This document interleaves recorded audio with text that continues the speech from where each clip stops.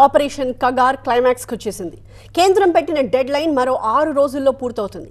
మరి ఇప్పటిదాకా సరెండర్ అయింది ఎంతమంది? ఎదురుకాల్పుల్లో హతమైంది ఎవరు? అక్కడక్కడా దాక్కున్న కొంతమందిని ఈ 6 రోజుల్లో మట్టుబెట్టి మావోయిస్ట్ ముక్త్ భారత్ అంటారా? దేశంలో కొన్ని దశాబ్దాలుగా అంతర్గత భద్రతకు సవాలుగా మారిన సమస్య మావోయిజమని భావించిన కేంద్రం ఆ ఉద్యమాన్ని వేళ్లతో సహా పెకిలించేందుకు చేపట్టిన ఆపరేషన్ కగార్ చివరి దశకు చేరుకుంది.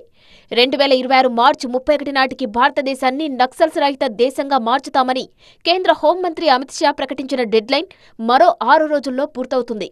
దీంతో మిగిలిన వాళ్ల కోసం బస్తర్ అడవుల్లో భద్రతా దళాలు విరుచుకుపడుతున్నాయి. ముఖ్యంగా టాప్ లీడర్ గణపతి సహా మరికొంతమంది మావోల కోసం ముమ్మర వేట సాగుతోంది. ఇటీవల కేంద్ర రాష్ట్ర దర్యాప్తు సంస్థలు సమన్వయంతో చేపట్టిన ప్రత్యేక ఆపరేషన్లు మంచి ఫలితాలనిచ్చాయి. అన్ని రాష్ట్రాలతో పోలిస్తే తెలంగాణలోనే అత్యధికంగా మావోయిస్టులు లొంగిపోయారు. కేంద్ర కమిటీ సభ్యులుగాను తెలంగాణ నుంచి ఎక్కువ మంది మావోయిస్టులు ఉన్నట్లు గుర్తించిన భద్రతా బలగాలు వాళ్లను వ్యూహాత్మకంగా మట్టుబెట్టాయి. తెలంగాణకు చెందిన 7 మావోయిస్టులు ఇంకా యాక్టివ్గా ఉన్నారు. ముప్పాళ్ల లక్ష్మణరావు అలియాస్ గణపతి, గణపతి భార్య జోడే రత్నాబాయ్, హన్మకొండ జిల్లా సోమిడికి చెందిన పసునూరి నరహరి అలియాస్ సంతోష్, సికింద్రాబాద్కు చెందిన వార్త శేఖర్, హైదరాబాద్కు చెందిన నక్క సుశీల అలియాస్ రేలా, సిద్దిపేట జిల్లా మిర్దొడ్డికి చెందిన రంగబోయిన భాగ్య, భద్రాద్రి జిల్లా తడపలకు చెందిన కుంజం ఇడ్మల్ ఉన్నారు.